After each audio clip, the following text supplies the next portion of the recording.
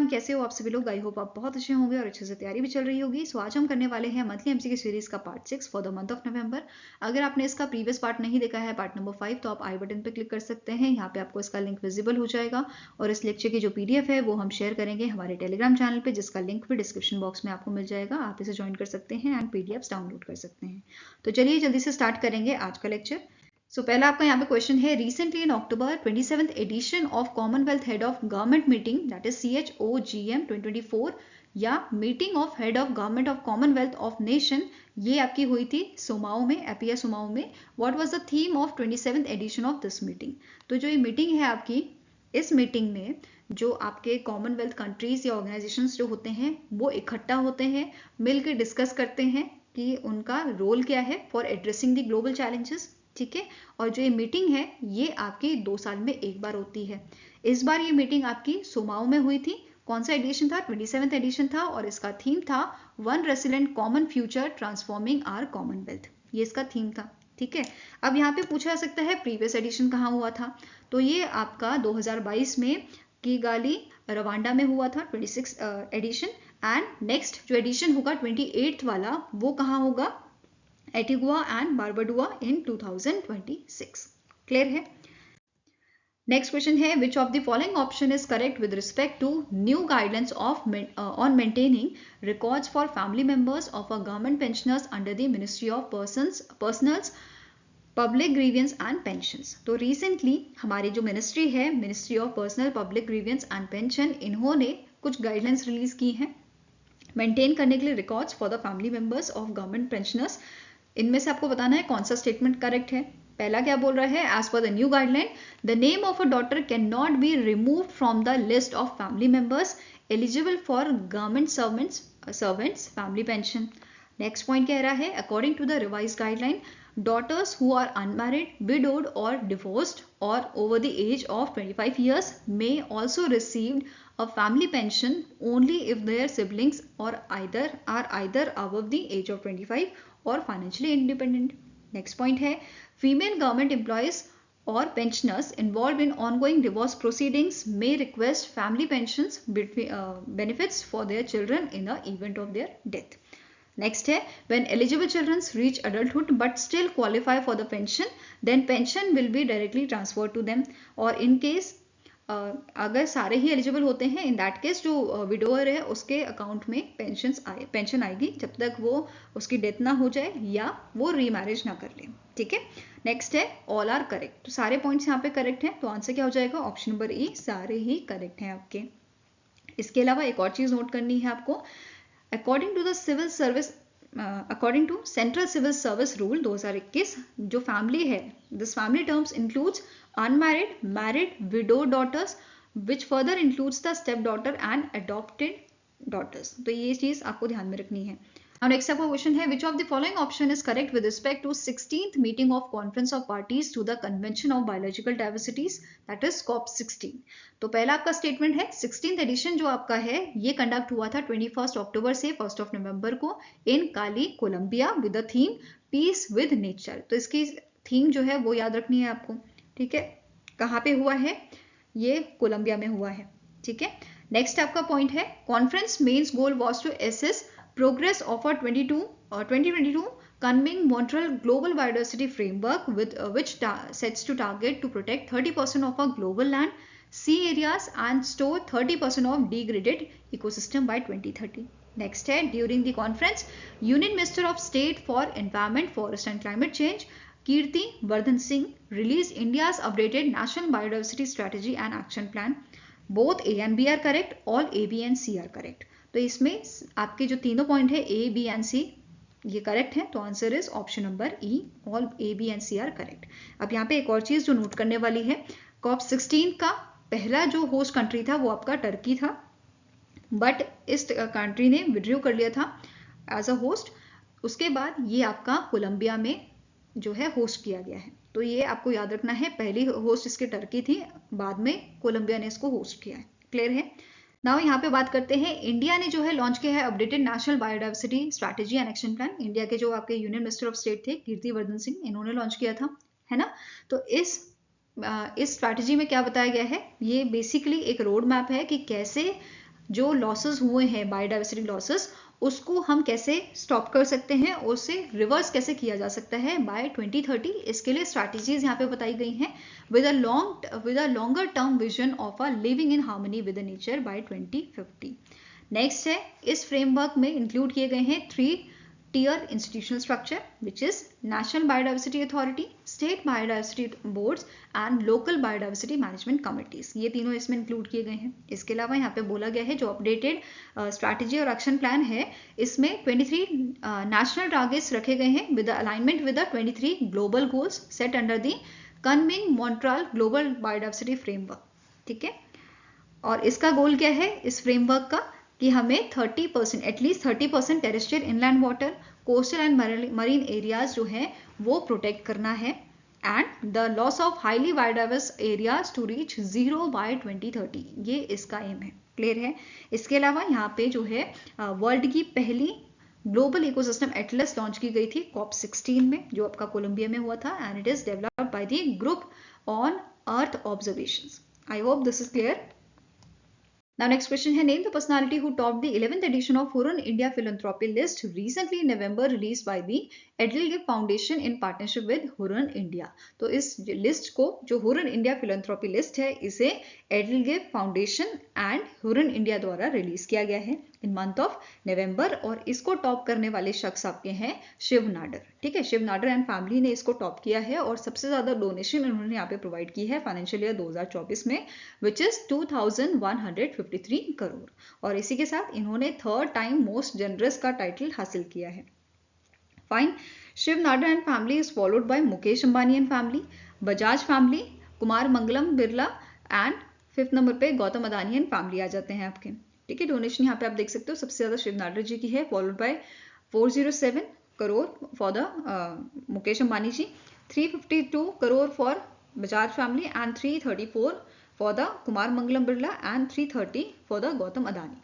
Clear है। Now कुछ आपके की पॉइंट्स देख लेते हैं। जैसे सबसे ज्यादा डोनेशन जो है वो आपकी एजुकेशन में देखी गई है, मतलब प्राइम कॉज जो डोनेशन का था वो ज्यादातर फिलैंथ्रोपिस्ट का आपका एजुकेशन था, एंड इसमें लगभग 123 लोगों ने डोनेशन आपकी इन एजुकेशन जो है वो प्रोवाइड की है, जो आपकी लगभग 3680 करोड़ की है। एजुकेशन के बाद सेकंड नंबर आ जाता है आपका हेल्थ केयर का। ठीक है, पहले नंबर पर तो एजुकेशन था, सेकंड पे आपका आता है हेल्थ केयर। ठीक है, अब सबसे ज्यादा कौन से स्टेट से यहाँ पे जो है डोनेशंस दिए गए हैं या कंट्रीब्यूशन हुआ है, तो it is Maharashtra followed by Gujarat. ठीक है, पहले नंबर पे महाराष्ट्र, फिर आता है गुजरात आपका। ठीक है, नेक्स्ट थिंग, यंग फिलैंथ्रोपिस्ट इस लिस्ट में कौन से थे, जीरोधा के को फाउंडर जिनका नाम है निखिल कमात, और highest contributor among the young philanthropist इनका नाम है अदार पूनावाला, जिन्होंने 142 करोड़ का डोनेशन यहाँ पे प्रोवाइड किया है। इसके अलावा इंडिया की मोस्ट जनरस वुमेन की बात करें तो ये हैं रोहिणी नीलकानी, जो को फाउंडर एंड डायरेक्टर हैं एक्स स्टेप की। इन्होंने 154 करोड़ का जो है यहाँ पे डोनेशन प्रोवाइड किया था as per this list. Now Hurun India की बात करें तो इसके current founder and chief researcher आपके हैं एनास रहमान जुनेद। हेडक्वार्टर इसका लोकेटेड है आपका हुरन इंडिया का मुंबई महाराष्ट्र में, and it is founded in the year 2012। Next is in November 2024 government of India ने अप्रूव किया है पीएम विद्या लक्ष्मी स्कीम को to provide financial assistance to meritorious students. How much allocation the government has allocated to the scheme for the year financial year 2025 to financial year 2031। तो सबसे पहले तो note करना है इसका टेन्योर, फाइनेंशियल ईयर 2025 से financial year 2031 तक का इसका टेन्योर है। स्कीम का नाम क्या है, पीएम विद्या लक्ष्मी। विद्या से रिलेटेड मीन्स यहाँ पे जो है एजुकेशन लोन की यहाँ पे बात की जा रही है। ठीक है, तो ऐसे रिलेट करके पढ़ सकते हो इसको। इसके लिए टोटल एलोकेशन जो दिया गया है वो है 3600 करोड़ का। फाइन। और यहाँ पे क्या बोला गया है, इसमें लगभग 7 लाख नए स्टूडेंट्स जो हैं उनको बेनिफिट दिया जाएगा। क्लियर है। नाउ अब इस स्कीम के अंदर ऐसे बच्चे जो क्वालिटी हायर एजुकेशन इंस्टीट्यूशंस में एडमिशन लेंगे उनको कोलेटरल फ्री और गारंटर फ्री लोन यहाँ पे दिया जा सकेगा from the banks and financial institutions. साथ में ही बोला गया है जो इनिशियल फेज होगा उसमें स्कीम के तहत top 860 quality higher education institutions इसमें सेलेक्ट किए जाएंगे, जो लगभग आपके कवर करेगा ओवर 22 लाख स्टूडेंट्स को। ठीक है, यहाँ पे बात हुई कोलेटरल फ्री और गारंटर फ्री लोन की, तो अप टू ₹7.5 लाख तक का यहाँ पे लोन जो है वो प्रोवाइड किया जा सकेगा, जिसमें से 75% यहाँ पे गवर्नमेंट प्रोवाइड करेगी। क्लियर है। नेक्स्ट है, अकॉर्डिंग टू द स्कीम जो स्टूडेंट्स की फैमिली इनकम है, ठीक है, students with a family income up to ₹8 lakh will receive interest subvention of 3% on a loans up to ₹10 lakh during the moratorium period. तो ऐसे बच्चे जिनकी फैमिली इनकम आपकी कितनी है, अप टू ₹8 लाख, इनको इंटरेस्ट सबवेंशन दिया जाएगा 3% का। क्लियर है। और हर साल यहाँ पे क्या बोला है, 1 लाख स्टूडेंट्स को इंटरेस्ट सबवेंशन सपोर्ट यहाँ पे गवर्नमेंट प्रोवाइड करेगी। क्लियर है। नेक्स्ट इस स्कीम के लिए, विद्या लक्ष्मी स्कीम जो है, इसके लिए एक पोर्टल इंट्रोड्यूस किया गया है डिपार्टमेंट ऑफ हायर एजुकेशन द्वारा, और इस पोर्टल के थ्रू आप एजुकेशन लोन्स के लिए अप्लाई कर सकते हो। फाइन। नेक्स्ट क्वेश्चन है, in November 2024 cabinet committee on economic affairs has approved an equity infusion of ₹dash for the food corporation of India to support its working capital requirement for the financial year 2025। तो यहाँ पे जो cabinet committee on economic affairs है, इन्होंने approval दिया है 10,700 करोड़ का, ठीक है, ₹10,700 करोड़ का अमाउंट जो है उसके लिए अप्रूवल दिया गया है। बेसिकली इसे ऐसे समझो कि गवर्नमेंट जो है वो एक तरह से टेम्परेरी लोन एफसीआई को प्रोवाइड कर रही है for meeting there financial mismatch, जो आपकी गवर्नमेंट रिसिप्ट्स और पेमेंट्स में शो हो रहा है। ठीक है, अब एफसीआई जो है इस टेम्परेरी लोन को पे करेगी टिल दी 31 मार्च 2025 तक। ठीक है, 2025 तक इन्हें ये रीपेमेंट करना होगा 10,700 करोड़ का। फाइन। नाउ एफसीआई की बात करें तो एफसीआई के करंट सीएमडी है अशोक केके मीना। हेडक्वार्टर लोकेटेड है उसका आपका न्यू दिल्ली, दिल्ली में, and it established in the year 1965। Now next is name the personality who is elected as a new Director General of International Solar Alliance in a 7th Assembly Session of ISA, जो आपका new Delhi, Delhi में हुआ था। तो international solar alliance जो है ये India और फ्रांस का इनिशिएटिव है, जिसकी रिसेंटली आपकी जो है 7th असेंबली सेशन हुआ था आईएसए का न्यू दिल्ली में, जो 3rd से 6 नवंबर को आपका हुआ था, जिसमें लगभग आपके 29 कंट्रीज के मिनिस्टर्स जो थे उन्होंने पार्टिसिपेट किया था। अब 7th असेंबली सेशन में जो आईएसए के डायरेक्टर जनरल हैं वो अपॉइंट किए गए हैं, इलेक्ट किए गए हैं, जिनका नाम है आशीष खन्ना। ठीक है, क्या नाम है इनका, आशीष खन्ना। और अगर बात करें करेंटली कौन डायरेक्टर जनरल है, तो ये है अजय माथुर। इनका टेन्योर जो है वो आपका मार्च 2025 में खत्म होना है, उसके बाद आशीष खन्ना इसके डायरेक्टर जनरल बन जाएंगे। ठीक है, इसके अलावा यहाँ पे जो 7th सेशन हुआ था इसमें इंडिया को एज अ प्रेसिडेंट इलेक्ट किया गया है और फ्रांस को एज अ को प्रेसिडेंट इलेक्ट किया गया है for the term 2024 till 2026। Clear है। नाउ स्टैटिक इन्फॉर्मेशन भी देख लेते हैं। इंटरनेशनल सोलर अलायंस का हेडक्वार्टर आपका गुरुग्राम हरियाणा में लोकेटेड है। सिग्नेटरीज के हैं 120 कंट्रीज, और it was founded on a sidelines of a COP21 Paris में जो हुआ था इन 2015। नेक्स्ट जो आपकी 7th असेंबली हुई थी उसमें 3rd एडिशन आपका बेसिकली था वर्ल्ड सोलर रिपोर्ट सीरीज का 3rd एडिशन यहाँ पे हुआ था, जिसमें 4 रिपोर्ट रिलीज की गई थी। कौन कौन सी रिपोर्ट है? पहली है वर्ल्ड सोलर मार्केट रिपोर्ट। इस रिपोर्ट के अंडर इंपॉर्टेंट पॉइंट्स क्या हैं?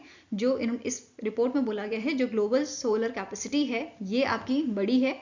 2023 में कितनी हुई है? 1418.97 गीगावाट ये आपकी बड़ी है, विच इज 40% एनुअल ग्रोथ हमें यहाँ पे ग्रोथ रेट देखने को मिल रहा है। दूसरा सोलर जनरेशन जो है ये भी आपका बड़ा है, 1628.27 टेरावाट आवर्स ये हमें देखने को मिला है 2023 में।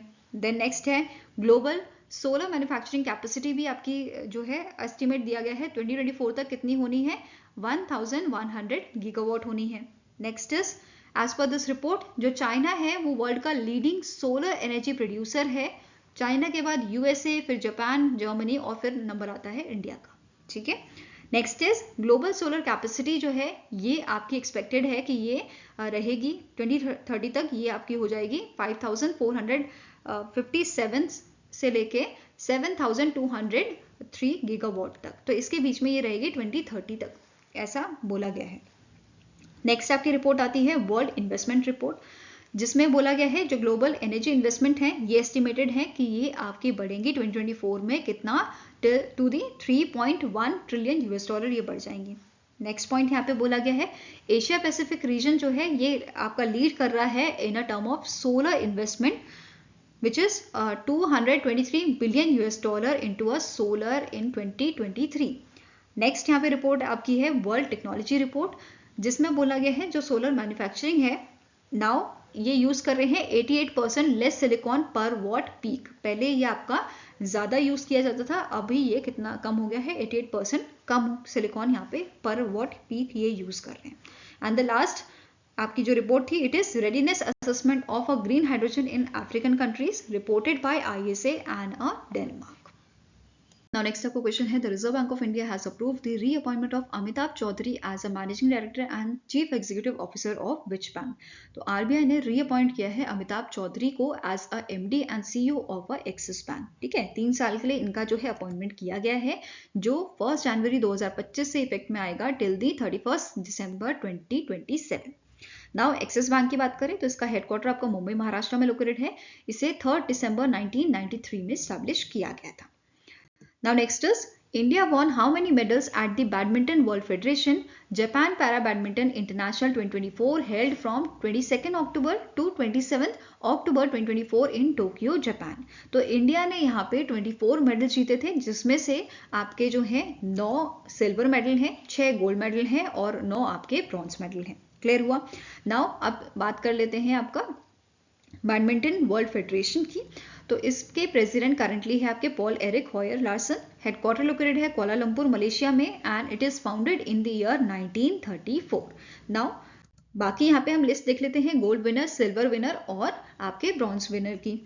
तो पहला गोल्ड विनर की बात करेंगे तो मेंस सिंगल में यहाँ पे सुकांत कदम जी ने जो है गोल्ड मेडल जीता था in again men's single SH6 category में शिवरंजन जी ने। देन विमेन सिंगल में SUS Manisha Ramdas, men's double SU5 में हार्दिक मकर एंड ऋतिक रघुपति जी ने। Men's double in SL3 SU5 Umesh Vikram Kumar and Suryakant Yadav. Mains double में शिवरंजन सोलिया मलाई एंड सुदर्शन सरवण कुमार मुथुस्वामी। तो इनके यहाँ पे आपके गोल्ड विनर ये थे। नाउ सिल्वर विनर की बात करते हैं, Nitesh Kumar in men's single SL3 class, Tarun Dhillon men's single SL4 class, then Hardik Makkar in men's single in SU5 class, then Alfa James in women's single WH2 class, Neeraja in women's singles SL3 class, Dev Rathi and Bartlomiej Marjo from Poland, ये men's double और SU5 class से थे आपके। Then Prem Kumar LA and Alfiya James in XT W112 class, then Suryakant Yadav and Neeraja in XT S35 class, Sukant Kadam and Dinesh Rajiya in men's double SL3 SL4 class. Clear है? Next है bronze medal winners. Umesh Kumar ji ने आपका mains single में SL3 class में जीता था bronze medal. Jagdish Delhi in men's single SL3 class, Naveen Kumar men's single SL4 class, Surya Kumar Yadav in men's single SL4 class, then Hrithik Raghupathi men's single in SU5 class, Abu Hubeda and Cynthia Mathews in XT W12 class. Then next आते हैं Bittu Kumar and Pranay Seth in a mix double. Then next is Prem Kumar LA and Abu Hubeda in men's double W12 class, Deep Ranjan Bisoi and Dilaswar Rao Gadela in mix double in SL3 SU5 class. Clear है? Now next is name the player who won Brazilian grand prix 2024 जो आपका Sao Paulo Brazil में हुआ था। तो इसको जीता था मैक्स वेस्टपर्न ने। Here answer is option number A। Next is name the player who recently in October won the men's double title at the PWR DUPR India Master Pickleball Championship in New Delhi, Delhi। तो इनमें से कौन से आपके player हैं, इनमें से कौन सा आपका पेयर है जिसने मेंस डबल टाइटल यहाँ पे जीता था? तो it is won by the Arman Bhatia and Harsh Mehta. ठीक है, answer here is option number B। Now बाकी आपकी जो कैटेगरी है वो भी देख लेते हैं। जैसे विमेन सिंगल में सोफिया स्विंग ने मेडल जीता था, यहाँ पे ये विनर रही थी। मेंस डबल में Arman Bhatia and Harsh Mehta, men's single में अरमान भाटिया थे। देन विमेंस डबल में Rose van Rijk from Netherland and Kettle Yan Hart from Australia, and mix double में Arman Bhatia and Rose van Rijk from Netherland. Clear है? ये विनर थे आपके। Next is which Indian cricket player recently scored his 9,000 run in test during the 3 of the test against New Zealand। जो New Zealand के against में अभी हमारा टेस्ट हुआ था उसमें विराट कोहली जी ने जो है 9,000 रन बनाए थे and he becomes the 18th player to score the 9000 run in the test cricket, और इंडिया में ये 4th इंडियन बने हैं, 4th प्लेयर बने हैं जिन्होंने इस माइलस्टोन को हासिल किया है आफ्टर सचिन तेंदुलकर, राहुल द्रविड़ एंड सुनील गावस्कर। इसके अलावा यहाँ पे एक और रिकॉर्ड बनाया गया था ऋषभ पंत जी द्वारा कि फास्टेस्ट टेस्ट 50 यहाँ पे बनाए गए थे, 36 बॉल में 50 रन यहाँ पे इन्होंने बनाया था, और रिकॉर्ड इन्होंने यहाँ पे ये बनाया है during this test series. Okay, now static information देखते हैं इंटरनेशनल क्रिकेट काउंसिल की। तो इसके करंट सीईओ हैं आपके जियोफ एलार्डिस, हेडक्वार्टर लोकेटेड है दुबई यूएई में, and it is founded in the year 1909। Next is on the 7th of November 2024 we celebrated 136th birth anniversary of Sir Chandrasekhara Venkat Raman, CV Raman के नाम से जिन्हें हम जानते हैं, in which year he was honored with the Bharat Ratna. तो भारत रत्न इनको दिया गया था 1954 में, और 2024 में इस साल हमने इनका 136th बर्थ एनिवर्सरी मनाया है। ये दोनों चीजें याद रखनी है।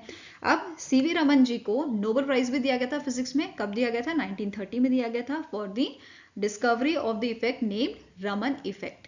क्लियर है? इसी के साथ इन्हें बहुत सारे और अवार्ड भी दिए गए थे, जैसे 1957 में लेनिन पीस प्राइज, 1941 में Franklin medal, knight bachelor in 1930, Hughes medal in 1930, Matteucci medal 1928 में, fellow of the royal society 1924 में। Next is Name the India-Indonesia Joint Special Force exercise that was held in Jakarta, Indonesia from 1st to 12th November 2024। तो आपकी India और Indonesia की joint special force exercise कौन सी है? गरुड़ा शक्ति। ठीक है, जिसकी शुरुआत जो है 2012 में की गई थी, और इस बार हमने कौन सा एडिशन इसका ऑब्जर्व किया था? It was the 9th edition. Clear है? अब इस एक्सरसाइज में इंडियन आर्मी के पैराशूट रेजिमेंट से 25 इंडियन पर्सन ने पार्टिसिपेट किया था, वहीं पे इंडोनेशिया की स्पेशल फोर्सेस से यहाँ पे 40 मेंबर्स शामिल हुए थे इस एक्सरसाइज में। नेक्स्ट क्वेश्चन है, in November 2024 the SEBI has allowed the Indian mutual funds to invest in overseas mutual funds और unit trust that shall not exceed -% of their net asset. तो सेबी ने अलाउ किया है इंडियन म्यूचुअल फंड्स को कि ये invest कर सकते हैं ओवरसीज म्यूचुअल फंड्स में या इनकी यूनिट ट्रस्ट में, बट यहाँ पे कंडीशन क्या लगा दी गई है कि ये इनका जो नेट एसेट है उसका 25% से ज़्यादा ये आपका इन्वेस्ट नहीं कर सकते, that shall not exceed 25% of their net assets. ठीक है, ये क्लियर है? नाउ अगर ये कंडीशन ब्रीच होती है, अगर ये कंडीशन ये फॉलो नहीं करते हैं, इन दैट केस इनको ऑब्जर्वेंस पीरियड में रखा जाएगा जो 6 मंथ का होगा, और इस 6 मंथ्स के दौरान, इस ऑब्जर्वेंस पीरियड के दौरान जो है ये कोई भी इन्वेस्टमेंट नहीं कर पाएंगे। इंडियन म्यूचुअल फंड्स जो है ये आपके कोई भी इन्वेस्टमेंट नहीं कर पाएंगे, और इनको इन 6 मंथ में जो है रीबैलेंसिंग एक्टिविटी करनी होगी। ठीक है, उसके बाद ही ये जो है वापस से इन्वेस्टमेंट कर पाएंगे। ठीक है, next is the dash edition of exercise Vajra Prahar was held from 2nd to 22nd November 2024 between India and USA. तो कौन सा एडिशन आपका हुआ था वज्र प्रहार का, जो इंडिया और यूएसए के बीच में होती है एक्सरसाइज? तो इट इज 15th एडिशन। कौन सा एडिशन था? 15th एडिशन आपका था जो यूएसए में हुआ था, इधाओ यूएसए में ये आपका एडिशन हेल्ड हुआ था। ठीक है, it was held in the USA. अब इंडिया की तरफ से यहाँ पे 45 पर्सन्स थे स्पेशल फोर्सेस के फ्रॉम द पैराशूट रेजिमेंट, और 45 पर्सन्स आपके पार्टिसिपेट किया था इन्होंने elite green berets of USA.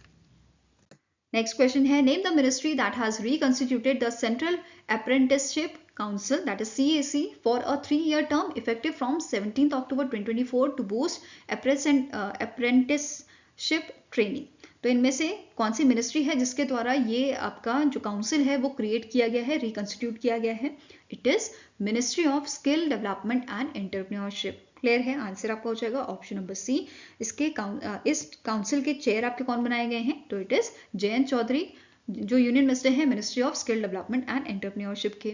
और इसी के साथ एक और चीज जो आपको नोट करनी है, इससे पहले यूनियन मिनिस्टर ऑफ स्टेट जो है ये वाइस चेयरमैन बनाए जाते थे। ठीक है, नेक्स्ट है वाइस चेयर आपके इस काउंसिल के बने हैं विक्रमजीत सिंह शाहाने, एंड जो मेंबर्स आपके हैं इस काउंसिल में ये 54 मेंबर्स हैं। 2019 का जो काउंसिल था उसमें 46 मेंबर्स को इंक्लूड किया गया था, अभी 54 मेंबर्स को यहाँ पे इंक्लूड किया गया है। क्लियर है? Next is, which zoological park will become the first zoo in India to receive certification from a Indian Green Building Council? तो IGBC जो है, जो आपका इंडियन ग्रीन बिल्डिंग काउंसिल है, ये सर्टिफिकेट प्रोवाइड करती है। बेसिकली जो इनकी सर्टिफाइड बिल्डिंग्स होती हैं उन्हें ऐसे डिज़ाइन किया जाता है जो सस्टेनेबल और एनवायरमेंट फ्रेंडली होती हैं। ठीक है, नाउ अब यहाँ पे पहला आपका जू कौन सा बनेगा जिसे सर्टिफिकेशन दिया जाएगा IGBC से, तो it is Durgesh Aranya geological park in Himachal Pradesh, जो आपका कांगड़ा डिस्ट्रिक्ट में लोकेटेड है। ठीक है, अब इस जू डेवलपमेंट के लिए पहला फेज जो आपका होगा, इसमें 25 हेक्टेयर का एरिया जो है वो आपका शामिल किया गया है, जिसके लिए 230 करोड़ का अमाउंट यहाँ पे पास किया गया है। एंड ये भी बताया गया है कि 3rd क्वार्टर ऑफ 2025 तक ये आपका कंप्लीट हो जाएगा। इसके अलावा अगर पूरे पार्क की यहाँ पे बात की जाए तो उसके लिए बजट दिया गया है आपका 619 करोड़ का। ठीक है, अब इससे क्या होगा कि जो कांगड़ा में टूरिज्म है वो आपका और बढ़ जाएगा। क्लियर है। Now Indian green building council की बात करें तो इसका हेडक्वार्टर आपका लोकेटेड है हैदराबाद तेलंगाना में, एंड इसे 2001 में एस्टैब्लिश किया गया था। क्लियर है। Next is recently the Department of Agriculture and Farmers Welfare launched the Namo Drone Didi scheme aiming to empower dash women self-help groups under the Deen Dayal Antyodaya Yojana National Rural Livelihood Mission initiative through the drone technology for agriculture services। तो recently जो Department of Agriculture and Farmers Welfare है, इन्होंने launch किया है नमो drone दीदी scheme को empower करने के लिए विमेंस सेल्फ हेल्प ग्रुप्स को under this your DAY NRLM initiative. ठीक है, अब इसके तहत 14,500 मतलब 14,500 यहाँ पे जो ड्रोन्स हैं वो प्रोवाइड किए जाएंगे, जिसका टोटल आउटले है, इस स्कीम का जो टोटल आउटले है वो बताया जा रहा है 1,261 करोड़ का है, जिसमें आपके 14,500 ड्रोन्स इनको प्रोवाइड किए जाएंगे 2024-25 से लेके 2025-26 तक। क्लियर है। और कौन सी यहाँ पे आपका जो है ऑर्गेनाइजेशन है जो इस स्कीम को मॉनिटर करेगी, it is your IT based management information system MIS इसको मॉनिटर करेगा। इसके अलावा थोड़े और चीजें देखते हैं। नाउ की फीचर्स देखते हैं इसके। सेंट्रल फाइनेंशियल असिस्टेंट जो है इसमें कवर किया गया है 80% of a drone cost which is up to your 8 lakh rupees. Clear है। नेक्स्ट है कॉम्प्रिहेंसिव पैकेज। जो यहाँ पे जो स्कीम है इसमें आपको इंक्लूड किया गया है battery, spray equipments, tools and 1 year warranty भी यहाँ पे इसमें दी जा रही है। ठीक है। नेक्स्ट है मैंडेटरी 15 डे की यहाँ पे ट्रेनिंग जो है वो प्रोवाइड की जाएगी one of the member of women self help group as a drone pilot, and यहाँ पे एडिशनल ट्रेनिंग जो है फॉर एग्रीकल्चर पर्पसेस, जैसे पेस्टिसाइड्स जो है या आपके फर्टिलाइजर जो है वो स्प्रे करने का काम है, तो वो भी उनके बारे में भी इनको इन्फॉर्मेशन यहाँ पे प्रोवाइड की जाएगी। क्लियर है। नाउ नेक्स्ट है governing agencies at central level. ये it is empowered committee of secretaries from department of agriculture and farmers welfare. दूसरा है department of rural development, department of fertilizers, ministry of civil aviation, ministry of women and child development. Next है state level implementation. यहाँ पे क्या होगा, जो आपकी lead fertiliser companies हैं ये कोऑर्डिनेट करेंगी with the state department and self help group for effective drone distribution and it's usage. Clear है। Next question है as per the Asian Development Bank report titled Asia Pacific Climate Report 2024 Catalyzing Finance and Policy Solutions, India will face 24.7% of GDP loss by dash year due to climate change। तो recently Asian Development Bank द्वारा एक report release की गई थी Asia Pacific Climate Report 2024, जिसमें बताया गया है कि 2070 तक इंडिया की जो GDP लॉस है ड्यू टू क्लाइमेट चेंज ये आपका 24.7% रहेगा। ठीक है, तो आंसर यहाँ पे हो जाएगा option number D, that is 2070। Asia Pacific region की अगर बात करें तो एशिया पैसिफिक रीजन में ये GDP लॉस देखा जाएगा 16.9% का बाय 2070 एंड 41% देखा जाएगा by the 2100। Okay, other countries की अगर बात करें जैसे बांग्लादेश, तो इसमें 30.5% का GDP लॉस देखने को मिलेगा, followed by Vietnam 30.2%, Indonesia 26.8%, India का तो आपको पता ही है 24.7% एंड पाकिस्तान का 21.1%, फॉलोड बाय फिलीपींस 18.1%। अब यहाँ पे एक और चीज मेंशन की गई थी about the global green house gases. ठीक है, GHG जिसे हम बोलते हैं। तो यहाँ पे क्या बोला गया है, साउथ रीजन में, ठीक है, एशिया पैसिफिक रीजन जो हमारा है, एशिया पैसिफिक रीजन में जो ग्रीन हाउस गैस इमिशन जो होता है, इसमें सबसे ज़्यादा कॉन्ट्रीब्यूशन आपका है चाइना का, विच इज़ नियरली 66%। वहीं पे साउथ एशिया की अगर बात की जाए तो 19.3% ये इमिशन में कॉन्ट्रीब्यूशन देते हैं। साउथ ईस्ट एशिया में 15.4% का यहाँ पे कॉन्ट्रीब्यूशन दिया है for the green house gas. Clear है? नाउ नेक्स्ट आपको क्वेश्चन है, which ministry has organised the star rating award ceremony for a coal and lignite mines in new Delhi, Delhi? तो इनमें से कौन सी मिनिस्ट्री है जिसके द्वारा स्टार रेटिंग अवार्ड सेरेमनी आपकी हुई थी for a coal and lignite mines, जो हेल्ड हुई थी न्यू दिल्ली, दिल्ली में? तो ये मिनिस्ट्री है आपकी मिनिस्ट्री ऑफ कोल। इन्होंने यहाँ पे स्टार रेटिंग अवार्ड सेरेमनी आपकी करवाई थी न्यू दिल्ली में। क्लियर है? अब बेसिकली आपका जो है माइंस के लिए सर्वे होता है जिसमें रेटिंग्स प्रोवाइड की जाती हैं 5 से, ठीक है, 5 से 0 के बीच में यहाँ पे रेटिंग प्रोवाइड की जाती हैं, और ये रेटिंग आपकी 3 कैटेगरीज में प्रोवाइड की जाती हैं माइंस को, जैसे अंडरग्राउंड माइंस हो गया, ओपन कास्ट माइन और मिक्स्ड माइंस। इन 3 कैटेगरी पे बेस्ड आपकी ये रेटिंग्स दी जाती हैं। क्लियर है? नाउ इस बार ये जो आपकी स्टार रेटिंग अवार्ड सेरेमनी हुई थी, इसमें 43 कोल माइंस को 5 स्टार रेटिंग यहाँ पे प्रोवाइड की गई है for the year 2022-2023 for exceptional performance in mining operation, environmental practices and worker safety. Clear है? जिसमें से आपके यहाँ पे क्या बोला गया है, 4 माइंस को फर्स्ट रैंक दी गई है, 2 माइन आपके सेकंड रैंक में है और 6 माइन आपके थर्ड रैंक इनको दी गई है। इसके अलावा मिनिस्ट्री ऑफ माइंस जो है, इन्होंने भी आदर्श कर्मयोगी अवार्ड्स यहाँ पे प्रोवाइड किए हैं 13 एम्प्लॉयज को, जिन्होंने ओवर 100 कोर्सेज जो हैं वो कंप्लीट किए हैं आईकॉट कर्मयोगी पोर्टल पे। फाइन। इसके अलावा जो NLCI माइन है, इसको 5 स्टार रेटिंग प्रोवाइड की गई है। ये आपको यहाँ पे नोट करना है इस चीज को। इसने अचीव किया है top score and 5 star rating in a survey of lignite and coal based open cast mines in India in a year 2022-2023। Clear है?